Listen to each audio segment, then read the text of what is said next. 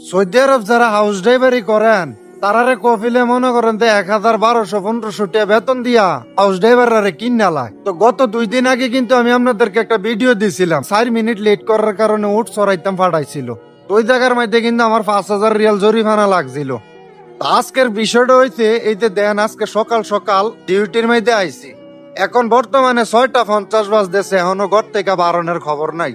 এখন তারা যে লেট করে বার হইতাছে বা গড়তে বার হইতাছে না, এখন আমরা ড্রাইভাররা তারা কি করণীয়? ওদার কসম ভাই, যদি আমার এত ক্ষমতা থাকতো না, আমি সৌদির আর দাঁত মাত ঘুষছে মনে করেন যে ভাঙ্গা লাইলাম এটিরে মাদ্রাসাত নামাই দিয়া এরপরে আবার ওই বড় গাড়ি লইয়া মনে করেন যে মানুষের বাড়ি বাড়ি দিয়ে বালু দেওয়ান লাগবো।